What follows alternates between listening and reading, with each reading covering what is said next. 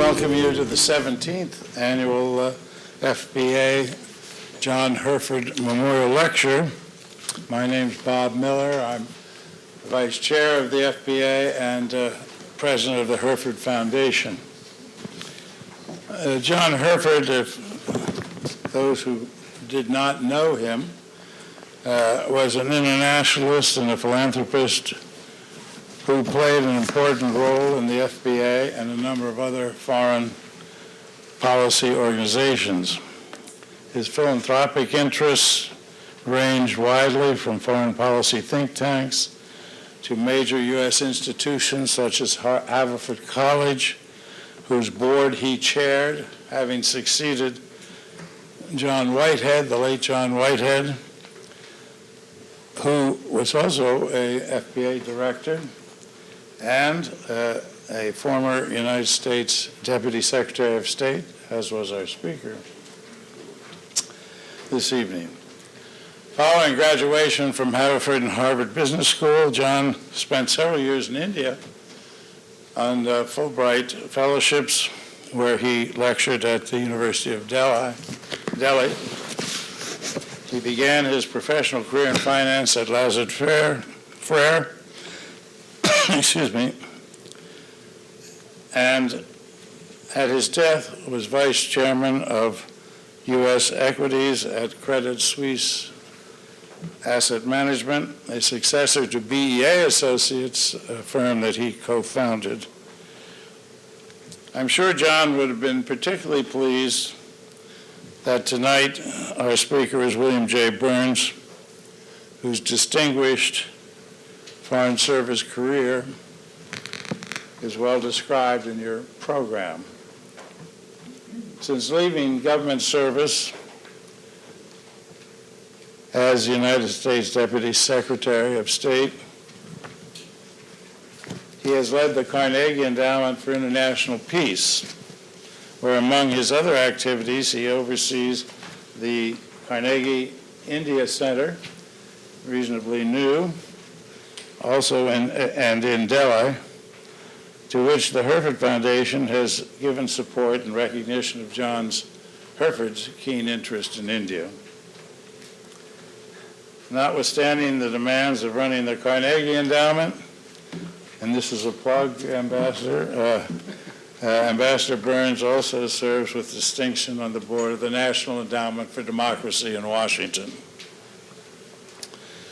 Vartan Gregorian has aptly described Bill as having a rare combination of humility, intelligence, competence, and is universally admired and respected by his colleagues and peers in the United States and abroad.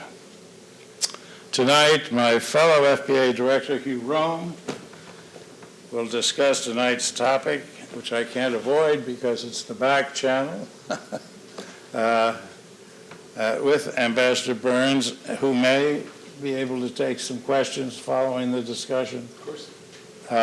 Thank you. And with that, please give a warm welcome to Ambassador Burns and to Hugh Roome.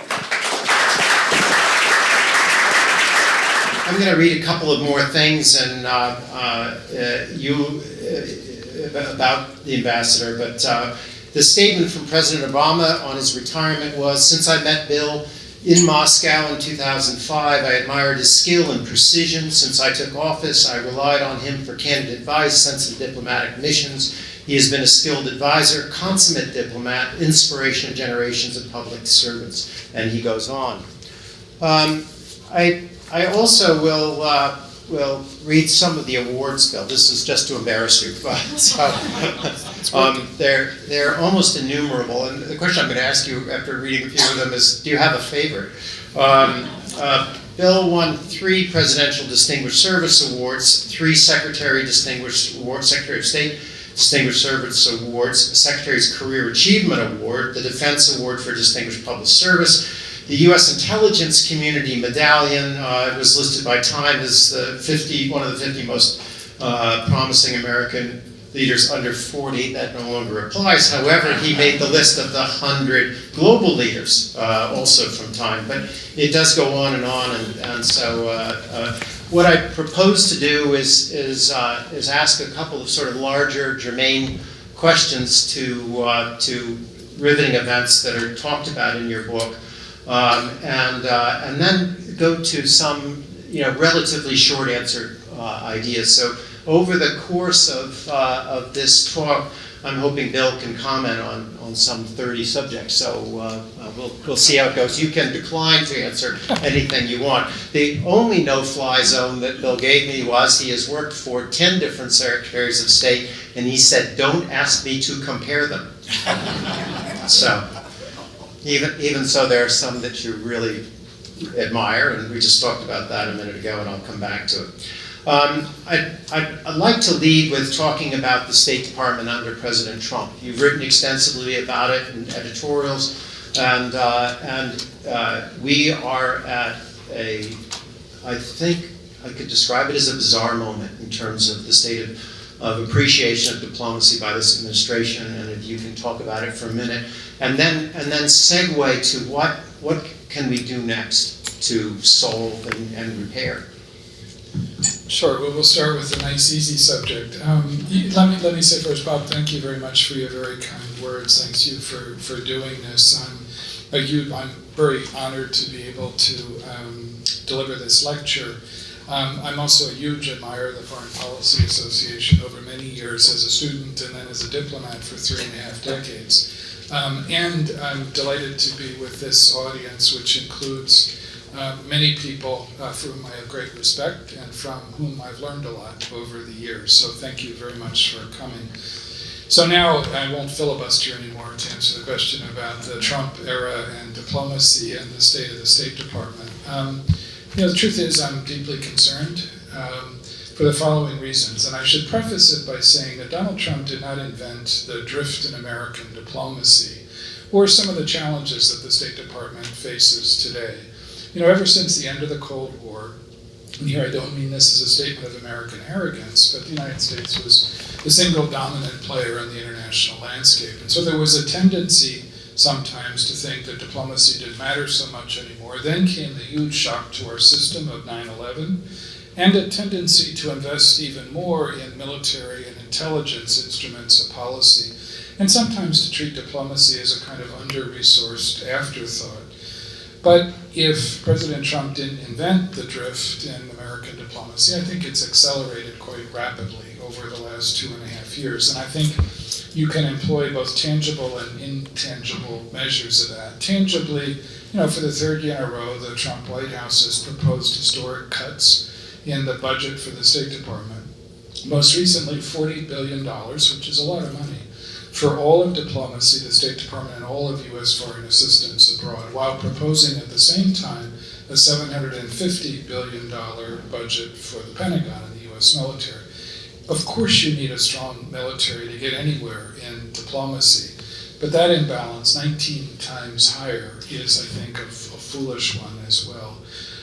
You have a record number of senior vacancies to this day in the State Department in Washington, as well as in some of our most crucial embassies overseas, like Ankara today in Turkey. And you have a reversal of what was painfully slow progress over my 3.5 decades as a diplomat, to try to create a diplomatic service that looked more like the society we represent. As a diplomat serving overseas over many years, I always found that we get a lot farther through the power of our example than through the power of our preaching. When I entered the Foreign Service in early 1982, most American diplomats looked like me. 9 out of 10 were white, only a quarter were women. By the time I left 35 years later, the gender balance was almost 50-50, although still woefully inadequate at senior levels. And those painfully slow progressive trend lines have really been reversed. There's also a pernicious practice today in the State Department of going after individual career officers just because they worked on controversial issues in the last administration. That's deeply unhealthy. The intangible part, and I'll close with this, has to do with the overall dismissiveness that I think the President himself demonstrates toward diplomacy, professional expertise, public service in general. When he was asked about a year and a half ago whether he was concerned about that record number of senior vacancies. He said, not really, because I'm the only one who matters. That's diplomacy as an exercise in narcissism, not in diplomacy in the sense of strategy and institutions that I learned early in my career in the George H.W. Bush administration, working for Secretary of State Baker. And so that's why I'm worried today. People in the State Department are going to have to be honest about our institution too. It's not going to be enough just to see the back of this administration whenever that comes.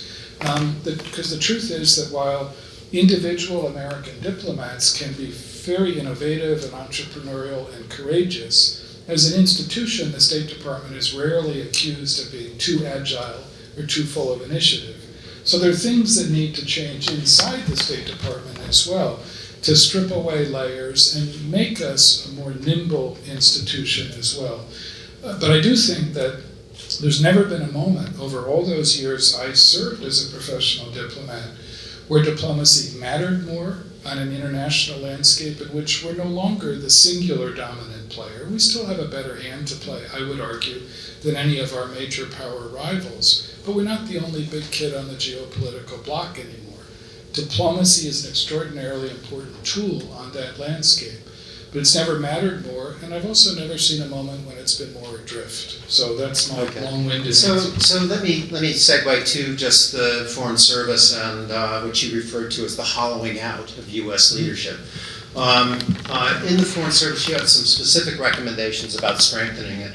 One, you quote Condoleezza Rice saying, why not use the U.S. military professional development paradigm of identifying leaders relatively young in their career and giving them extra training, extra exposure, and sending them back to university for advanced degrees as one example. You also cite for something that happened to you and your wife Lisa, both Foreign Service officers, that we don't accommodate couples very easily in the Foreign Service.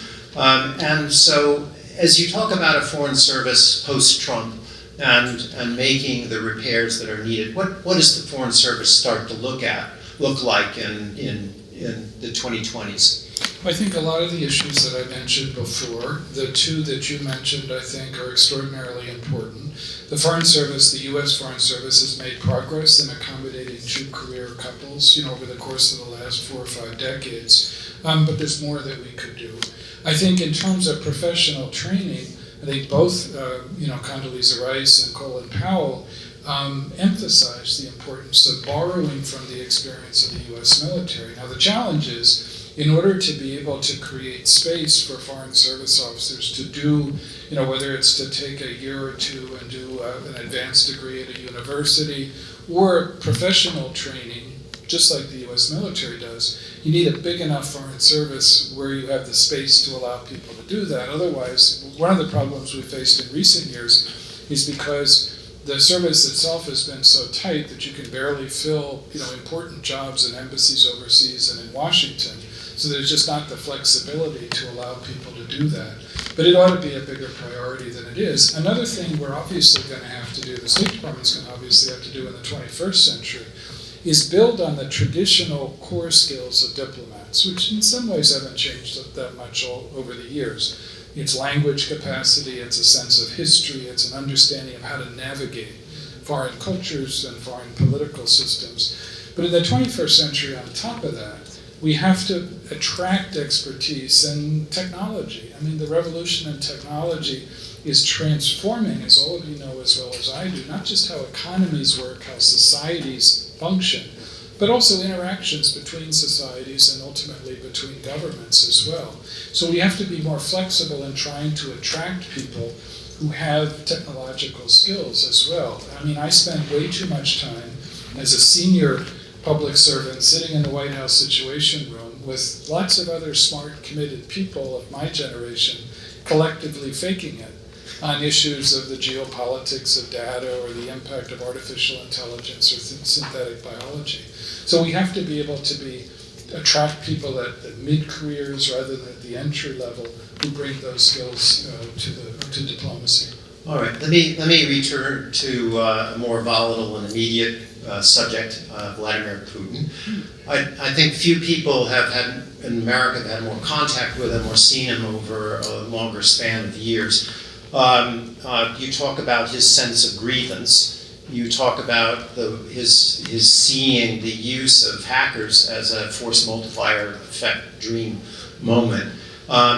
You talk about bringing Condoleezza Rice, President Obama, Hillary Clinton to him, all of whom suffered rudeness and lecturing. Who are we dealing with? Are we dealing with them appropriately now? How does he see Trump?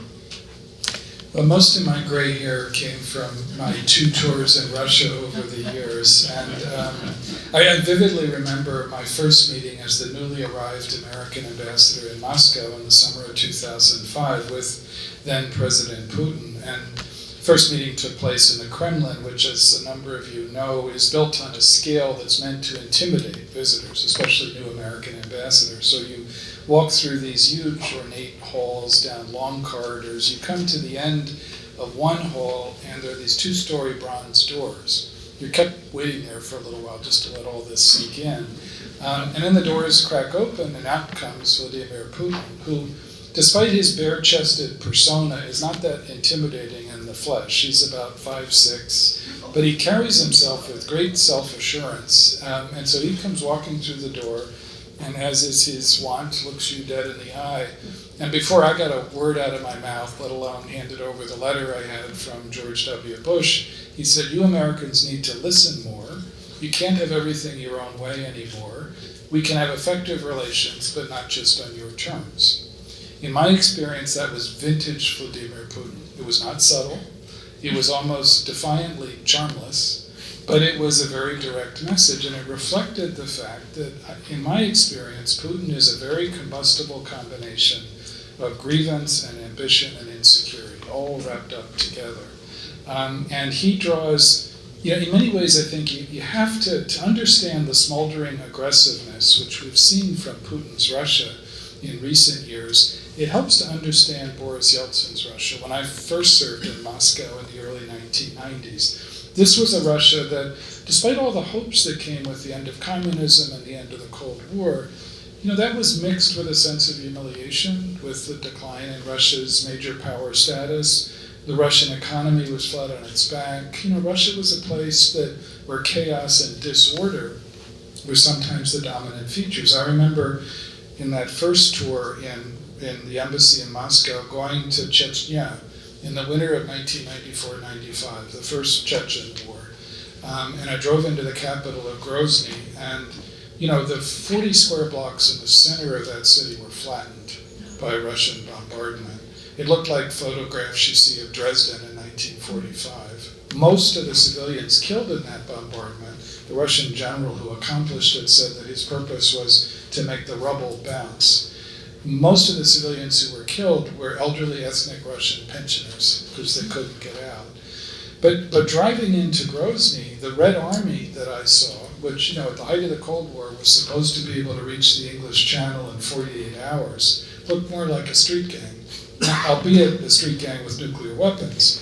But there was a sense of humiliation that people of Putin's generation, and he was professionally trained in the Russian security services, weighed heavily on them. Putin, in my experience, is kind of an apostle of payback. And so when he was surfing on $130 a barrel of oil, and that was part of his message to me when I arrived as ambassador, his view was Russia's not going to be pushed around anymore. Now, none of that is a justification for his aggression in Georgia in 2008 or in Ukraine in 2014.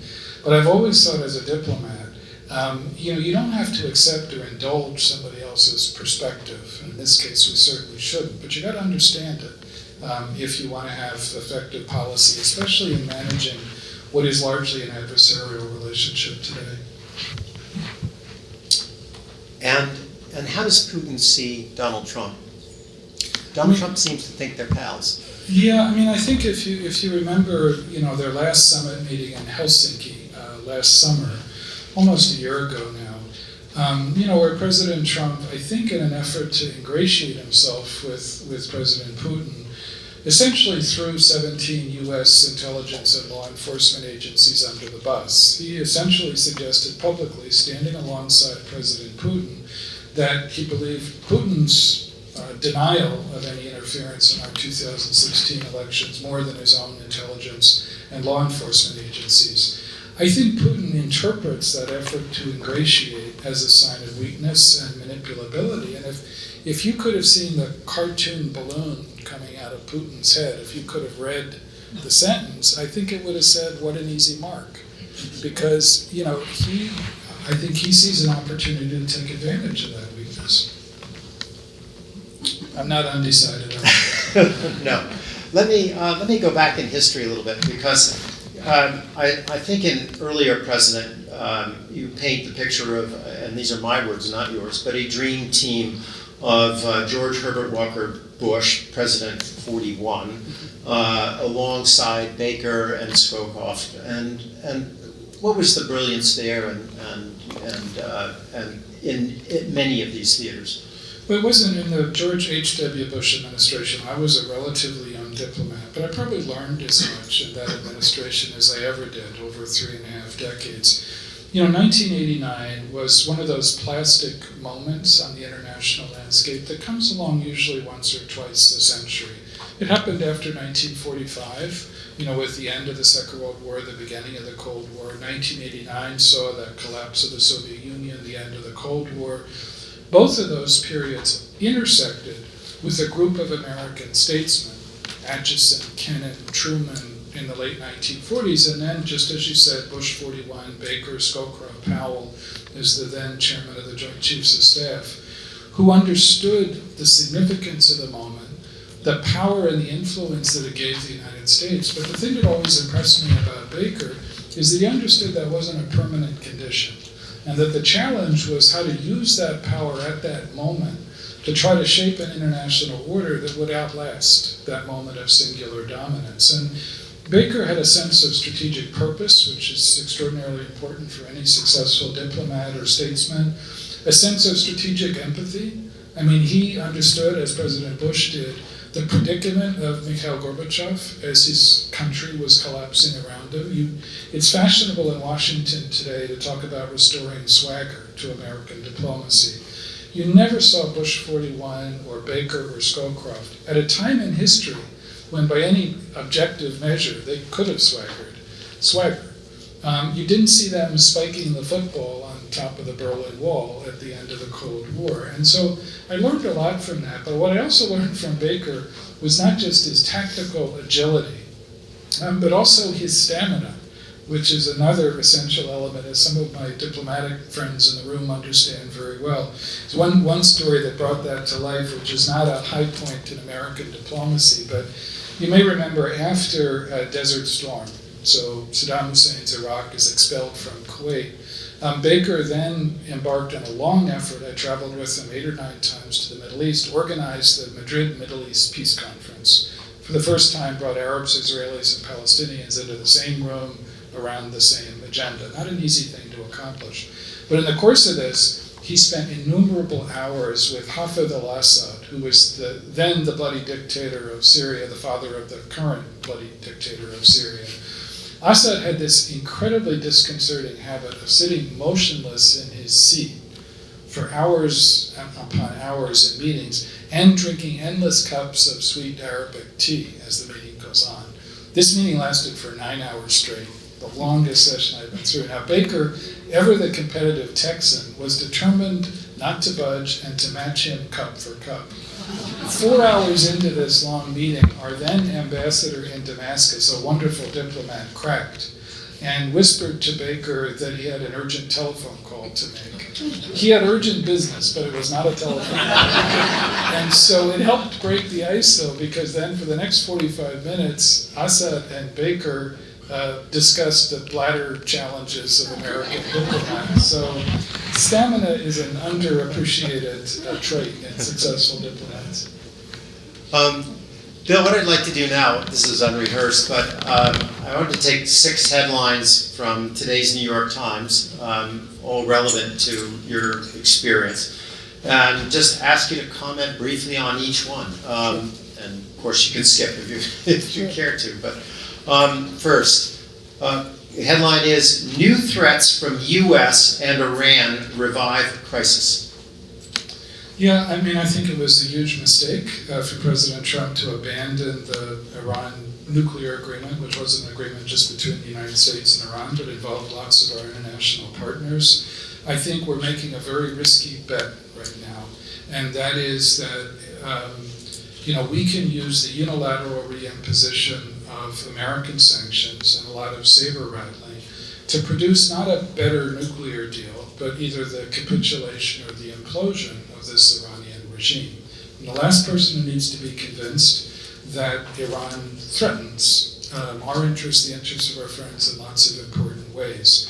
But it's a risky bet because I think right now we're embarked on coercive diplomacy that is all about the coercive part and not at all about the diplomatic part.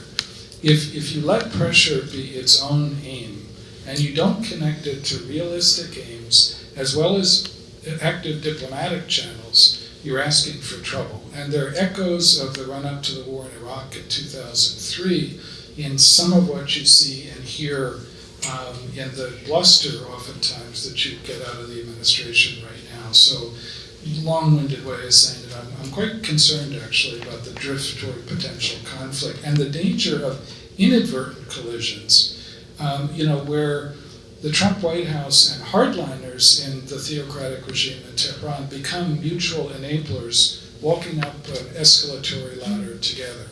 And even if you want to control escalation, sometimes it's really hard to do. Not long-winded at all. I'll come back to Iran in a minute. Second headline, Trump bandies policy of regime change without a blueprint. Any place in particular, or was they were referring to Iran and Venezuela. Yeah, well, I mean, Venezuela, I think in large part the administration's approach, in other words, to mobilize a coalition of countries in Latin America, in our own hemisphere, as well as the European Union, to build economic and political pressure to help Venezuelans produce a new leadership, which they richly deserve, is a sensible one. I think there are two concerns, though, that I have right now that are reflected in that headline. The first is the temptation to use force. Given the history of American military intervention in Latin America, these generally don't end well, and we have a lot of baggage. And second, if the purpose is to not just hold together but strengthen this coalition of countries, then we've taken some steps in recent weeks which run in the other direction. I mean, a tightening of pressure on Cuba, walking away from a lot of what President Obama tried to do. And I understand very well the negative influence that Cuba has in Venezuela today. But I think when you take a step like that, which is widely unpopular in Latin America, you make it harder to hold that coalition together. Similarly, when you cut off assistance to 3 Central American states over migration issues, you're also undercutting a coalition of Latin countries to sustain and hopefully increase that political and economic pressure. Okay. Next, revisiting Afghanistan, but just with a Taliban strikes aid group office in Afghan capital. 5 people were killed, and particularly from the care. But the point is, the Taliban in the capital and still there. It's it was an awful attack, and just underscores, I think, the fragility of Afghanistan today. We've been involved in a military conflict in Afghanistan, we, the United States, for almost 2 decades now. I don't think it's sustainable a lot longer. So here again, I actually think President Trump is right to explore a serious negotiation with the Taliban. What I do worry about, though, is that what seems to be absent, so far at least, is an effort to engage Afghanistan's neighbors. Now, some of these are creepy players, to use a diplomatic term. I mean, it's Pakistan, it's Iran, it's Russia, China. It's a complicated neighborhood. But they're all players that have a pretty deep stake in Afghanistan's future. They have leverage. Some of them actually have, a range of influence that you really need to engage. And many of them, I think, do actually have a stake in a degree of stability in Afghanistan, such that they're not subject to the export of insecurity and fragility from Afghanistan too. So, a serious diplomacy in Afghanistan, I think, has to be comprehensive. The next is, Pompeo says China seeks to control future internet. The challenge is, I was mentioning before, of how do you deal with the revolution in technology? In other words, help maximize its benefits and minimize its dislocations is a very real one. That's a challenge that diplomats have to play a role in. In a way that's a bit similar to the dawn of the nuclear era 60 or 70 years ago. It's the task of diplomats to begin to develop workable rules of the road, to deal with obvious challenges like whether cyber instruments can be used against nuclear command and control systems or critical infrastructure in our economies. I don't think that's going to happen from the top down, in other words, through grand United Nations conferences. It has to happen, it seems to me, by working with like-minded or more or less like-minded countries to begin to develop some of those rules, because China, the current Chinese leadership, the current Russian leadership, has a very particular view of how you maximize the benefits and minimize the dislocations. From their point of view, this is an opportunity to tighten the surveillance state. And they have a lot of imitators around the world too. So it's a huge challenge, but I think the way to address it is not just the kind of rhetoric that you mentioned, but it's rolling up your sleeves and engaging that kind of serious diplomatic effort. Thanks.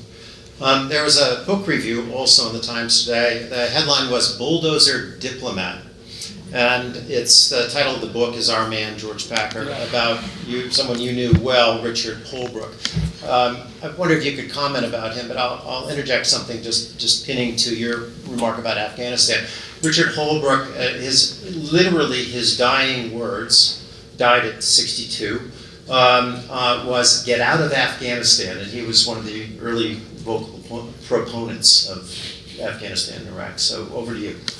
Yeah, no, it's a terrific book. I did an event at the Carnegie Endowment in Washington yesterday with George Packer, who's the author of the book. And, Holbrooke was a fascinating personality, a brilliant diplomat, but he had his character challenges too, I think, over the course of his life. But it's a beautifully written book.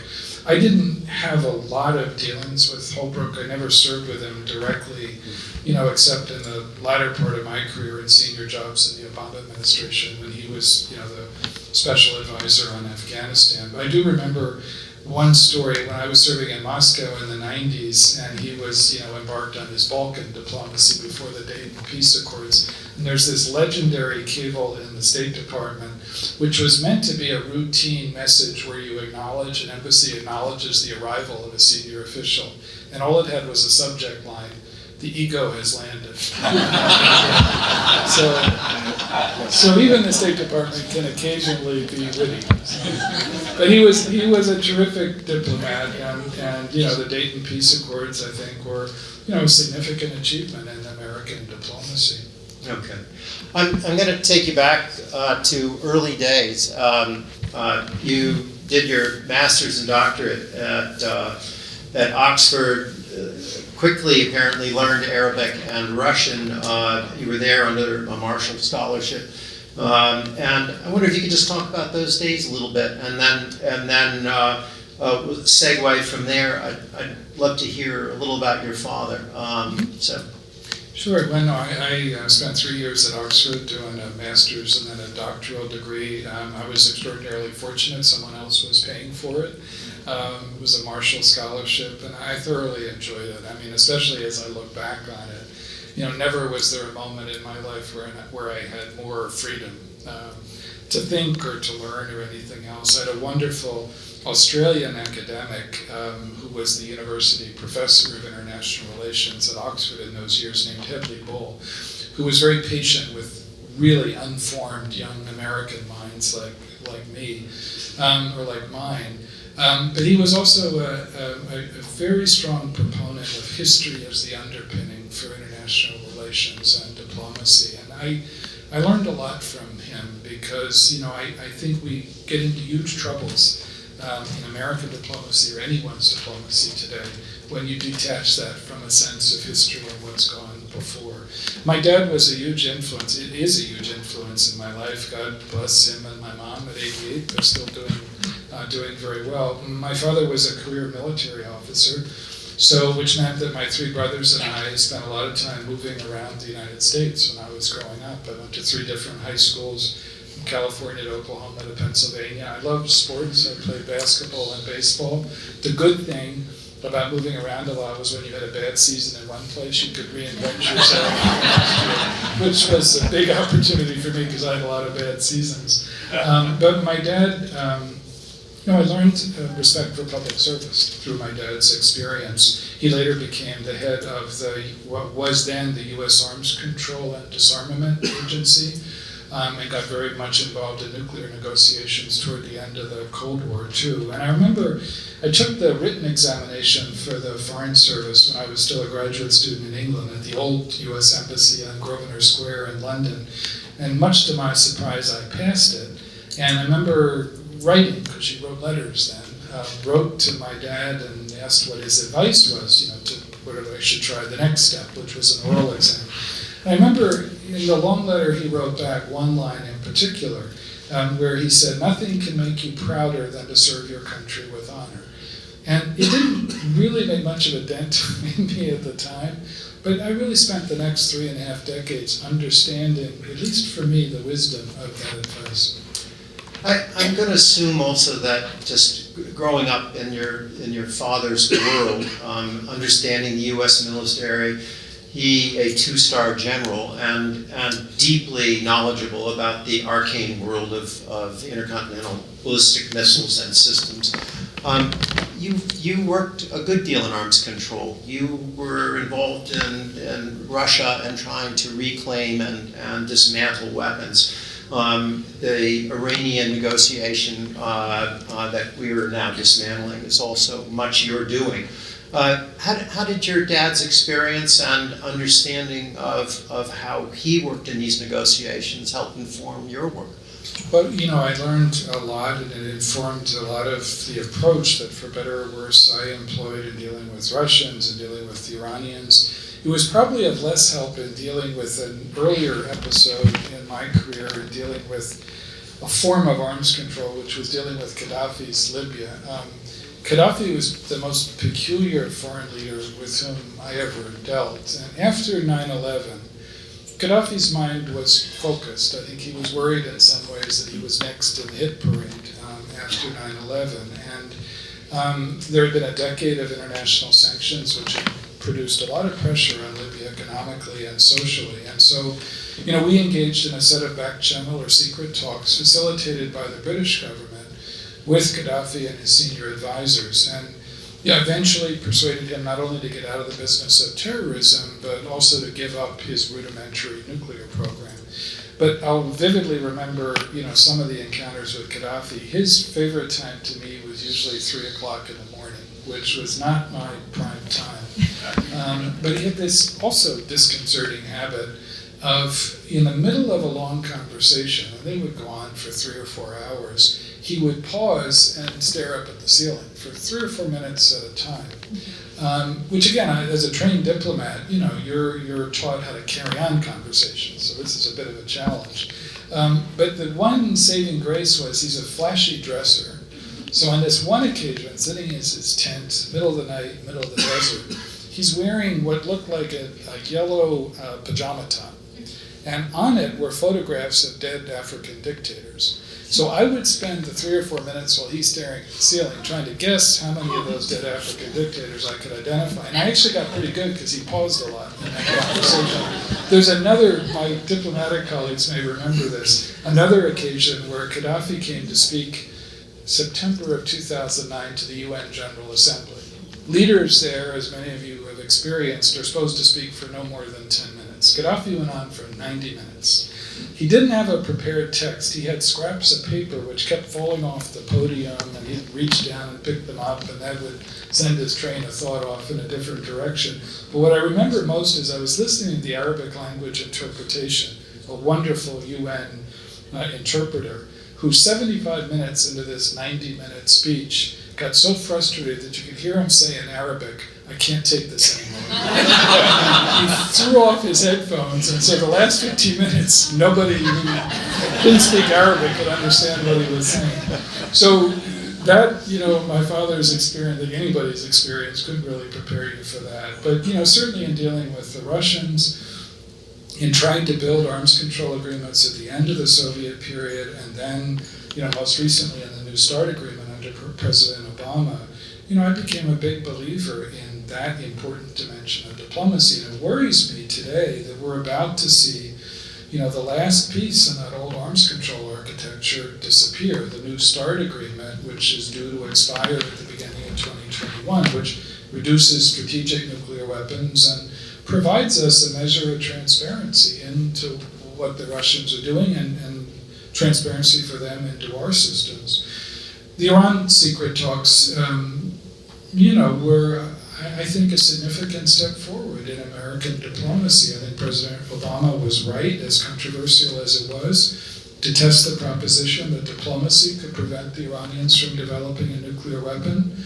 And after a decade at war, when we began those secret talks, in Iraq, when we began those secret talks in early 2013, it was worth trying whether we could make diplomacy work. And we produced at the end of the secret talks with the Iranians, most of which took place in Oman on the Arabian Sea, where usually we would meet for 2 or 3 days at a time. And we ran 8 or 9 of these sessions over most of a year. It surprises me to this day that we kept it mostly quiet through that period. But the temperature outside was about 130 degrees Fahrenheit, so there wasn't much to do other than talk to Iranians, as frustrating as it was oftentimes for both of us. But we produced an interim agreement, working with our international partners after the secret talks, the end of November 2013, which froze the Iranian program, rolled it back in some significant respects, imposed quite intrusive verification and monitoring measures, all in return for very modest sanctions relief, because we preserved the bulk of that leverage for the later comprehensive talks. So was it a perfect agreement? No. Perfect is rarely on the menu for diplomats. Was it the best of the available alternatives, short of the use of force, to stop the Iranians from developing a nuclear weapon? I believe then, I believe now, that it was, which is why, as I said before, I think it's a big mistake to not only abandon that agreement, but now think that we can corner the Iranians and end up with the result of which they either capitulate or implode, both of which I think are unlikely. Well, your achievement there was a speaker, an expat Iranian here at the Foreign Policy Association. They described negotiating with Iran as you're here, they're here, you go here, they move there. Yeah. And so that you came to an agreement is unique and somewhat astounding. Well, and as those of you who have dealt with Iranian diplomats know, they never feel requited unless they're pushed for the last inch of leverage. I remember when we finished the interim agreement, which was about 2:30 in the morning in Geneva, the ministers had all agreed, led by Cathy Ashton, the EU's de facto foreign minister, to then meet at 4 a.m. with the press to announce this. Predictably, at 3:15, I got a call from my Iranian counterpart, their chief negotiator, who said, we just have 3 more things we want to change. And I remember I was so tired, I started laughing, and I said, we're done. And fortunately, we were. But, it's a testament in a way to Iranian diplomacy that everybody, you want to push beyond the limits of people's tolerance sometimes. I want to turn to something you wrote a lot about in your academic years, and we have a moment in terms of the administration feeling about U.S. foreign aid, and to be in contrast with China's very aggressive worldwide, and then particularly intensively African foreign aid plan. Would you just speak to that and where you think we should be directing our aid and at what scale? Well, I'm a big believer in U.S. foreign assistance programs. I would acknowledge at the start that we haven't always gotten it right. We've wasted money, sometimes because of corrupt leaderships in other countries, sometimes because the assistance was driven more by, geopolitical reasons than anything else. But when we've gotten it right, I think it's made a huge difference. Certainly the Marshall Plan after the Second World War is the most glowing example of that. But I think, I can think of two examples in the George W. Bush administration. Much as I disagreed with the rush to war in Iraq in 2003, I think the PEPFAR initiative, in which President Bush, was able to mobilize billions and billions of dollars from the U.S. Congress to fight the scourge of HIV/AIDS in Africa and around the world in support of committed leaderships, both in government and civil societies in those countries, which has played a huge role in getting to where we are today, which is to the brink of an AIDS-free generation. I think there was also a program called the Millennium Challenge Corporation, which I think rightly focused on the importance of good governance and anti-corruption as a criteria for providing assistance. The Chinese Belt and Road Initiative is a very ambitious project. Anybody who thinks it's just about infrastructure, in Eurasia, I think is kidding themselves. It reflects, pretty significant strategic ambition as well. I don't think the United States is going to match China dollar for dollar in assistance programs like that, but I do think we have to recognize that there's some contradictions in China's approach to Belt and Road. They generally bring their jobs with them. They don't create jobs in those places. Countries that engage in Belt and Road can also run up quite debilitating debts as well, which can be a huge constraint. Chinese assistance programs, if that's the right term, aren't aimed so much at helping countries and leaderships develop their own capacity to build infrastructure or to modernize their economies. It's mostly importing, a Chinese approach to those issues too. So I think smartly focused U.S. assistance programs can compete very well, but in order to compete, you have to show up and you have to be engaged in those countries, particularly to come back to Africa, in a continent which by the middle of this century is going to double in population. So from 1 billion people to 2 billion people, with huge challenges of food, water, health insecurity, problems of governance and corruption, unresolved regional conflicts. It's a continent that deserves the attention of the United States, not just geopolitically, but in terms of foreign assistance as well. In that regard, going into the elections before we found this particular president, you wrote about fragile states. Would you talk to that just for a minute? What needs to be done there, how we can be most helpful, what the definition of them would be? Yeah, to show that I haven't lost the State Department bureaucrats' capacity for restating the blindingly obvious. There are a lot of fragile states in the world today. And in many ways, the biggest security problem on the landscape comes less from strong states and more from weak, fragile, imploding states as well. And the one lesson is that you have to focus on the crisis of governance, which is oftentimes at the core of that fragility. That if you can't encourage better governance, in other words, non-corrupt governance, it's hard to make progress in terms of economic modernization. It's also hard to ensure that the benefits of progress are widely shared in a society, rather than being monopolized by people at the very top, usually close to a particular autocratic regime. And so, looking at the ways in which we can kind of invest in preventive medicine in a sense, because, if you want to avoid conflict in the way in which we've seen it in so many parts of the world today, helping to buttress fragile states, make them stronger, more self-sustaining, focusing on the problem of governance is both money and energy well spent. Bill, I'd like to ask you for a series of just short responses and go mostly names of people that you've known. I'm going to start with John Whitehead, because you tell a wonderful anecdote about him. He was the vice chair here at the Foreign Policy Association, and you had an incident with a piece of art, as I recall.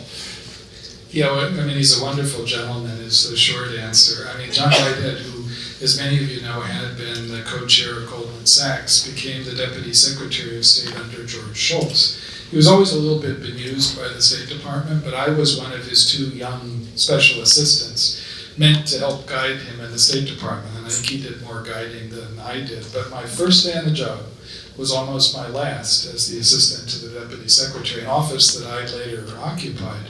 I walked into his office to put some papers into his inbox.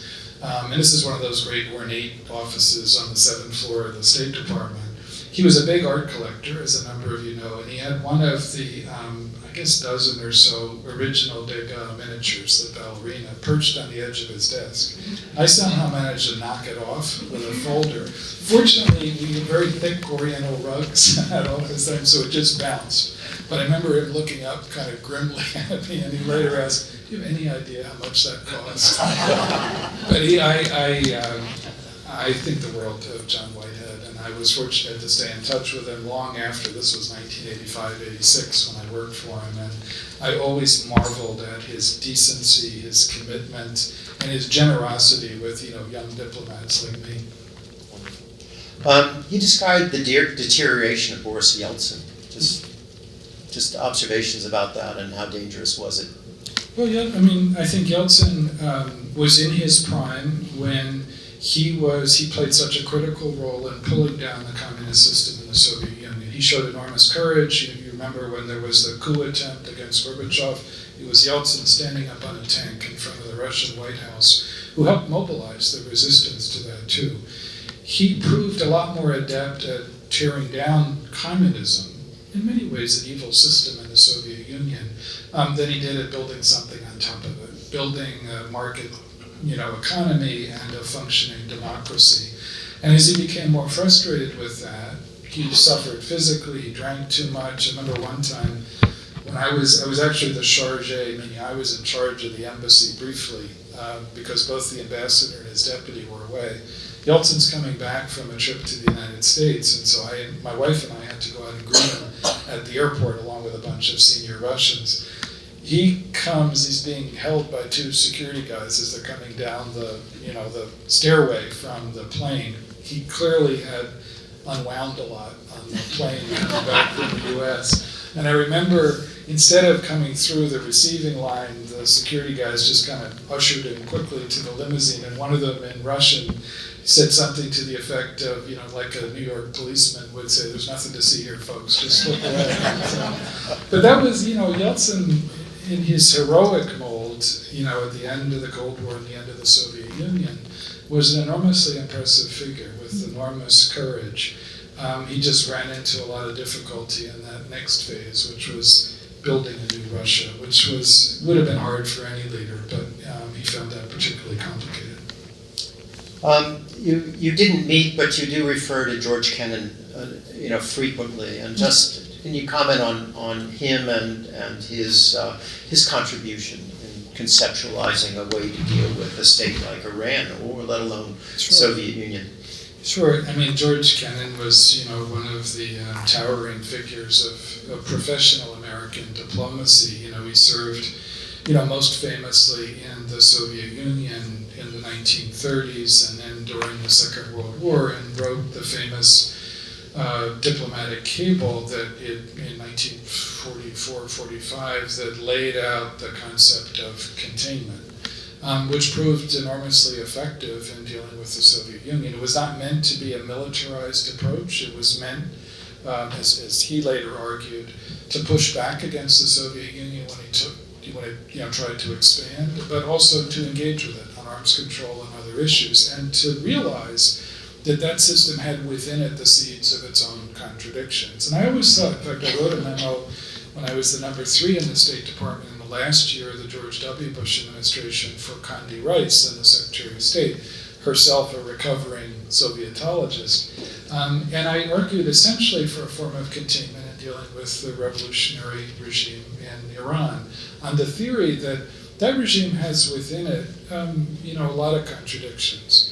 A theocratic group of leaders that really don't have a lot of good answers for a very young population, 70% of which is under the age of 30. But just as we did in the original containment concept, the idea was to push back where that regime sought to expand its influence in the Middle East, but also to engage. to try to engage diplomatically, as we did with the Soviets in arms control, to reduce the most imminent threat, which was a nuclear one, but also to understand that in some ways that engagement was the ultimate Trojan horse for that regime. It's one of the reasons that the current supreme leader in Iran has always been so skeptical about engaging with Americans, because he understands, I think, the dangers for that regime of that kind of engagement. So you have to be clear-eyed about it. You can't be naive. But I just think that original concept, that George Kennan came up with, has had its applications in dealing with modern-day challenges, in particular Iran. You talk about Edward R. Murrow's quote when he was in the State Department of diplomacy, I'm misquoting it, but diplomacy happens in the last 3 feet. You clearly believed that and reached out at innumerable times in various points in the world, sometimes in dangerous places in the world. I'm going to switch to the topic of Chris Stevens and Benghazi. All the noise about Benghazi related to politics here. What's your observations, just briefly, about him, but also about this incident? Because on the 10th anniversary of 9/11, he wasn't in a secure facility. Mm-hmm. Yeah, Chris Stevens was a wonderful professional American diplomat who was our ambassador in Libya, killed in Benghazi in September of 2012. He had worked for me in the past.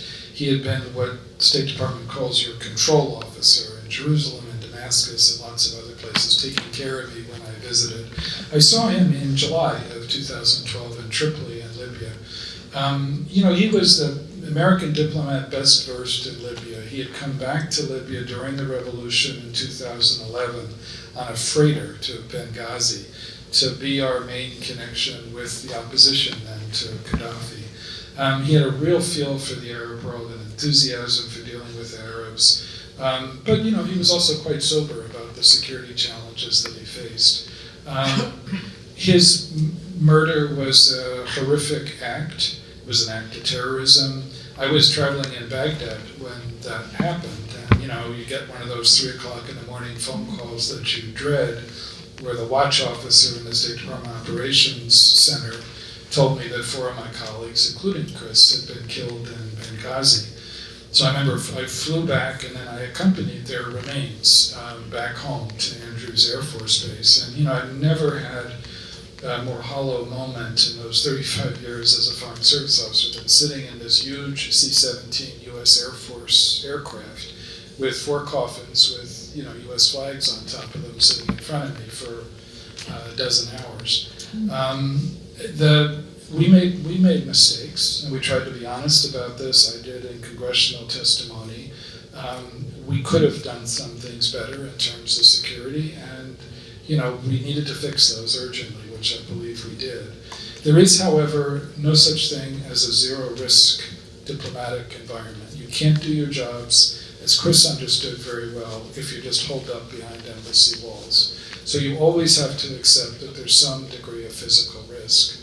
The thing that appalled me was the political circus that Benghazi became, which ended up having little to do with our mistakes and what we could have done better in terms of security and the steps we were taking to address that, and everything to do with politics and Hillary Clinton and a whole range of other things. And that was really appalling, and in many ways did a lot more damage, I think, to the conduct of American diplomacy and our influence in the world than most anything else did.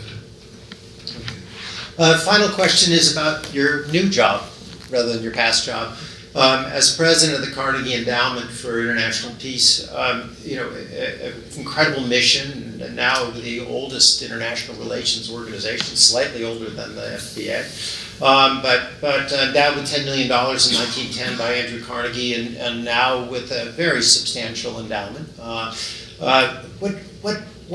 What can Carnegie do, and what do you see as the most important thing you can accomplish as president? I'm very lucky to be at Carnegie, where I've been for 4 years as a recovering diplomat now. And we're an institution that aspires, much like the Foreign Policy Association does, I think, to do at least 3 things. We're a global institution. In other words, we have 6 centers around the world, not just in the United States. We have about 200 scholars and a number of administrative personnel as well.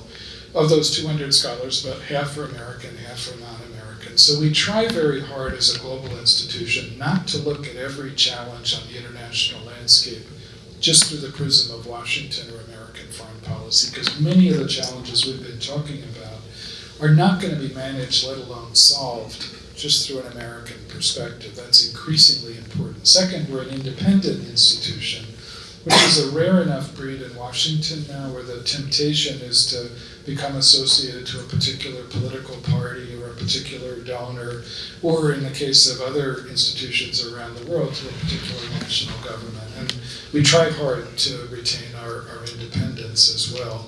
And then third, I think, is the challenge of connecting to the next generation. You know, at a time when the international landscape is increasingly turbulent, we run a lot of programs that are aimed not so much at, you know, people in government or people with senior positions in international affairs, but the next generation of young scholars, young practitioners, not just in the US, but in China and India and Europe and Middle East and lots of other parts of the world. And just like the Foreign Policy Association, I think that's a hugely important part of our mission right now. Well, I think that concludes 30 questions in 60 minutes. I so thank Ambassador Burns for his time, his service to America, and his thoughtfulness about the path forward. And I hope you'll join me in applauding his